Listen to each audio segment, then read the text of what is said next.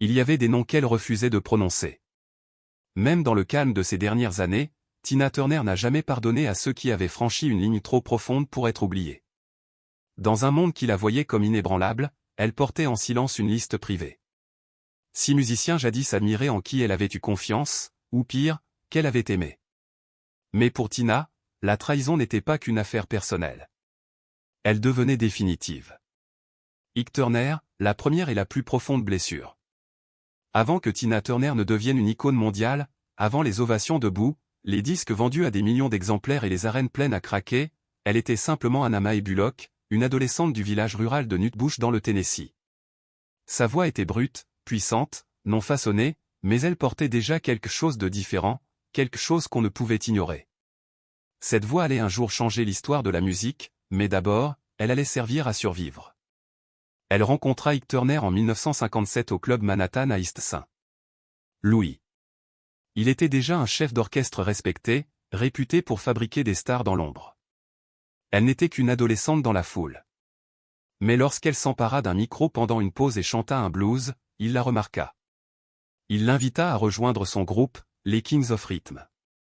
C'est lui qui lui donna son nouveau nom, Tina Turner, et commença à la propulser comme la figure de proue de leur formation.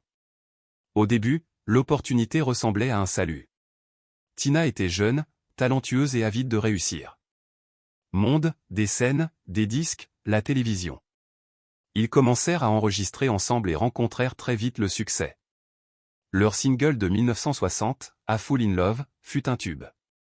Et durant la décennie suivante, les Ike et Tina Turner revus devinrent l'un des groupes les plus électrisants du pays.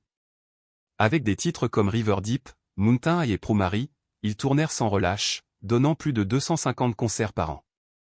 Mais derrière les voix puissantes et les chorégraphies millimétrées se cachait une vérité bien plus sombre que Tina garda secrète pendant des années. Le partenariat professionnel s'était rapidement transformé en relation personnelle.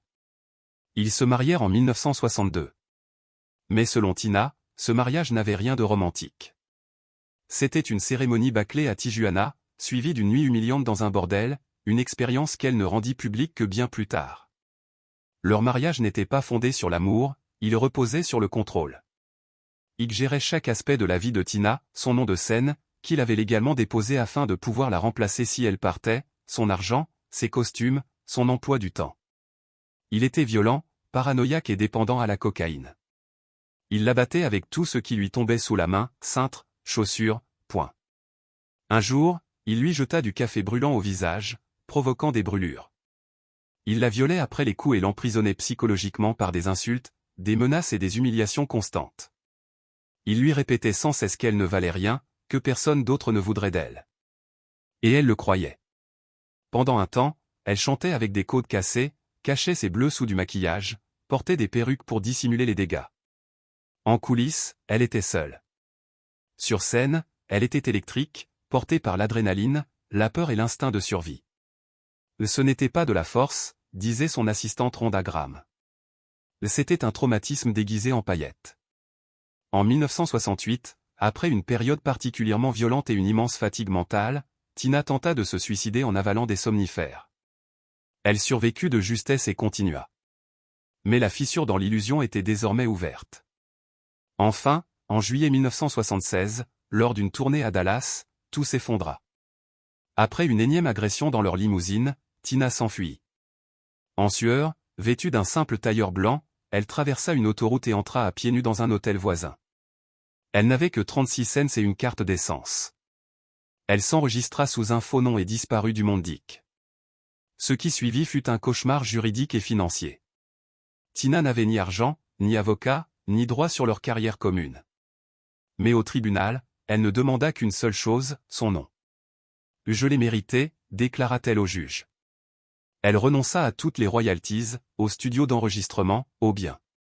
Elle recommença à zéro, chantant dans de petites salles, vivant grâce aux bons alimentaires, portant seule son traumatisme.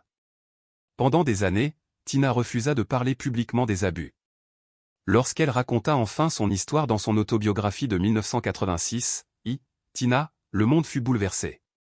Mais elle n'écrivait pas par vengeance, elle écrivait pour se libérer. Ike Turner mourut en 2007. Tina n'assista pas aux funérailles. Un porte-parole déclara simplement « Elle n'a eu aucun contact avec lui depuis plus de 30 ans ». Aucun autre commentaire. Ce silence en disait plus que n'importe quel discours. Ike Turner n'était pas seulement son premier bourreau. Il était la raison pour laquelle elle était devenue indestructible. Et la seule personne qu'elle ne put jamais pardonner. Elton John, l'affrontement qui ne pouvait pas être caché. Dans le monde de la musique, certaines collaborations semblent écrites d'avance. Tina Turner et Elton John, deux titans de la scène, du charisme et du talent brut, étaient censés briller ensemble. Tous deux avaient redéfini ce que signifiait être un artiste en live. Tous deux avaient survécu aux tempêtes, brisé les frontières et tenu bon dans une industrie impitoyable. Alors, lorsqu'un concert télévisé marquant le passage au nouveau millénaire proposa une collaboration entre eux, la réaction fut unanime, ce serait historique. Mais toutes les scènes ne sont pas faites pour l'harmonie, et toutes les légendes ne jouent pas selon les mêmes règles. En 1999, Tina avait 60 ans et était toujours inarrêtable. Sa tournée 24/7 allait devenir la plus lucrative de l'année. Elton, lui aussi, était en pleine renaissance, remplissant des arènes, poursuivant son héritage comme l'un des artistes les plus flamboyants et respectés du monde. L'idée était de les réunir pour un duo spécial dans le cadre d'un grand concert télévisé célébrant le nouveau millénaire. Mais en coulisses, la collaboration commença à se fissurer bien avant que les caméras ne tournent. Tina avait toujours été reconnue pour sa discipline. Elle attendait professionnalisme, précision et respect mutuel à chaque répétition. Elle avait traversé trop d'épreuves pour tolérer moins. Elton, malgré son génie, avait un autre rythme, plus relâché, plus improvisé, entouré d'un entourage peu habitué à entendre non. Leur répétition devint un champ de bataille. Selon une choriste présente à la séance, Tina interrompit le groupe en plein morceau lors d'une des premières répétitions. Le tempo n'était pas bon, les transitions manquaient de fluidité, et surtout, Elton n'était pas pleinement impliqué. Elle s'adressa directement à lui, « Il faut qu'on resserre ça ». Son ton n'était pas agressif, juste clair. Mais Elton explosa. Il l'accusa d'agir comme un sergent instructeur, d'être trop autoritaire, trop rigide. Il aurait déclaré, « Elle est impossible à côtoyer ». La pièce devint silencieuse. Puis vinrent les cris, les portes claquaient. À un moment, un pied de micro fut renversé et brisé au sol. Ils terminèrent la répétition quelques jours plus tard, mais le mal était fait. La chimie ne revint jamais. Sur scène, ils souriaient, mais leurs regards ne se croisaient jamais. Chaque geste était chorégraphié, chaque mot répété. Ce n'était qu'une performance, rien de plus. Elton parla plus tard de l'expérience à la radio. Lorsqu'on lui demanda comment c'était de travailler avec Tina, il rit à moitié et la qualifia de difficile. Mais Tina ne dit rien publiquement, ni en interview, ni dans ses livres, même lorsque les journalistes la questionnèrent des années plus tard. Son silence, comme toujours, en disait bien plus qu'un gros titre. Ceux qui la connaissaient savaient ce qu'elle pensait réellement. Elle le trouvait brillant mais fragile, confia un ami de longue date. Elle respectait son talent, mais pensait qu'il laissait son ego saboter sa grandeur. Pour elle, l'art c'était du feu et de la concentration, pas du clinquant et des caprices. Ce n'était pas la tension qui dérangeait Tina, c'était le manque de respect. Après tout ce qu'elle avait surmonté Ike, l'industrie, le racisme et le sexisme, elle avait gagné le droit d'être prise au sérieux. Pas idolâtrée, pas adulée, juste respectée. Et quand Elton ne répondit pas à cette attente, la porte se referma discrètement. Elle ne retravailla jamais avec lui, ne reparla jamais de lui. Pour Tina Turner, ce n'était pas une rancune, c'était de la survie. Madonna, l'inspiration sans le respect. Au milieu des années 1980, Tina Turner avait accompli l'impossible. Elle avait reconstruit sa carrière à partir de rien, sans manager, sans mari, sans maison de disques pour lui dicter qui elle devait être. À 44 ans, elle sortait Private Dancer, un album qui se vendit à plus de 10 millions d'exemplaires et donna naissance à une série de tubes, What Has Love Got to Do With It, Better Be Good to Me, Private Dancer. Mais alors que Tina consolidait sa légende, une voix plus jeune s'élevait, plus bruyante, plus provocante, sans aucune excuse. Madonna n'était pas qu'une pop star, c'était une tornade.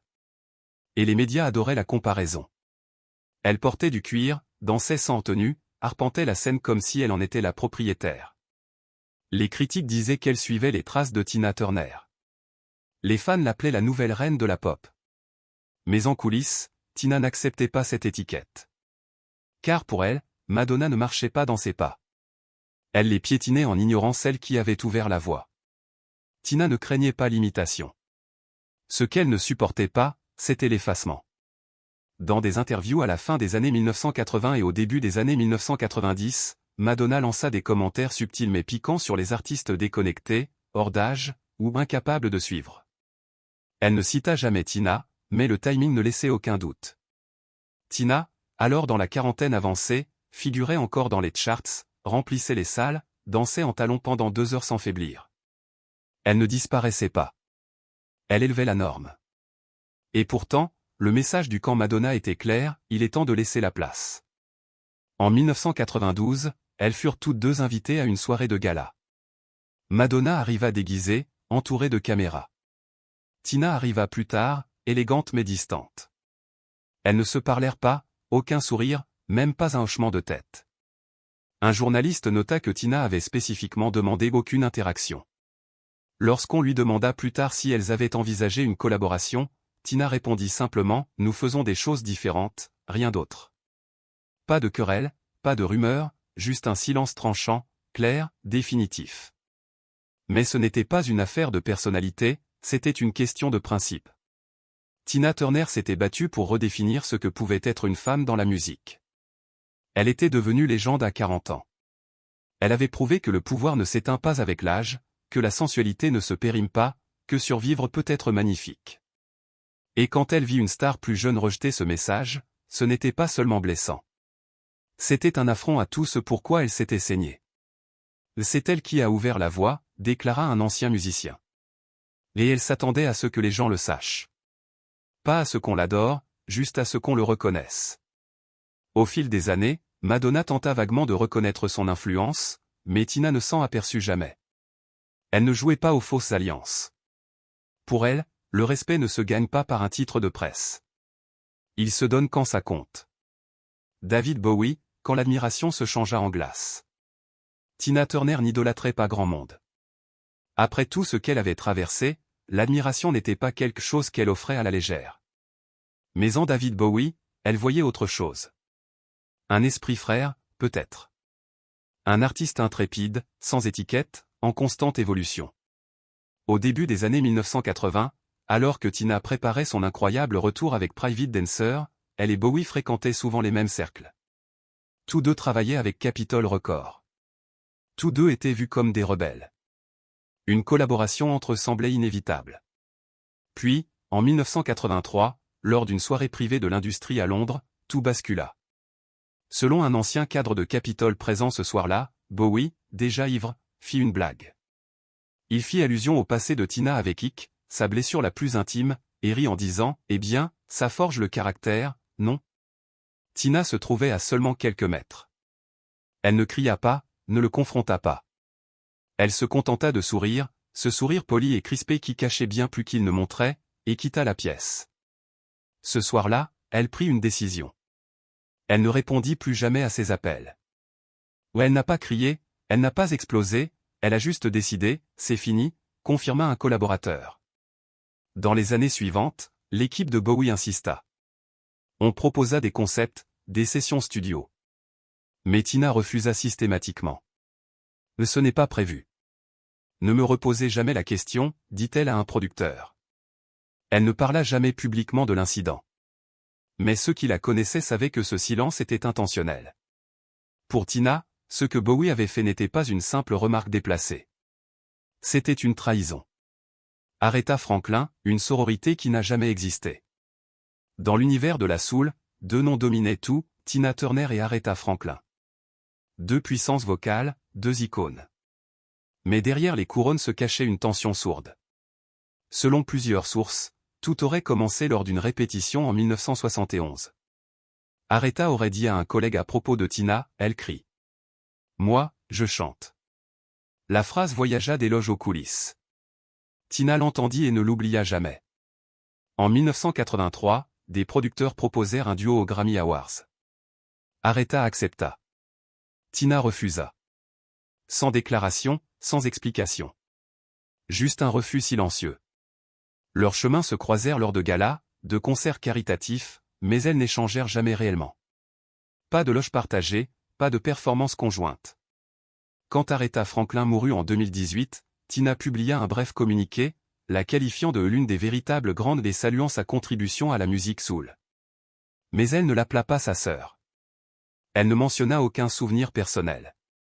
Pour Tina, la loyauté n'était pas optionnelle. Et une fois la ligne franchie, elle effaçait la personne. Phil Spector, le silence qui ne s'est jamais brisé. En 1977, Tina traversait l'un des moments les plus fragiles de sa carrière. Elle était libre, mais ruinée. Puis Phil Spector, le producteur légendaire, lui proposa un album. Elle y crut. Mais aussi soudainement que l'opportunité était apparue, elle disparut. Spector s'était volatilisé. Les sessions furent annulées. Plus tard, Tina apprit qu'il avait choisi de travailler avec son ex-femme, Ronnie Spector, à la place. Elle ne s'est pas mise en colère, raconta un ingénieur. Mais elle est restée figée, puis a simplement dit « ça n'arrivera plus jamais ». Et effectivement, cela ne se reproduisit jamais. Même lorsque Spector fit la une des journaux pour le meurtre de Lana Clarkson, Tina ne dit rien. Son silence était un rejet. Conclusion. Tina Turner n'avait pas de liste noire officielle. Mais ceux qui la trahissaient disparaissaient de son monde. Sans cri, sans scandale. Juste un silence froid et définitif. Et vous, laquelle de ces histoires vous a le plus surpris? Dites-le nous en commentaire. N'oubliez pas de liker et de vous abonner pour d'autres récits sur les légendes qui ont changé la musique à jamais.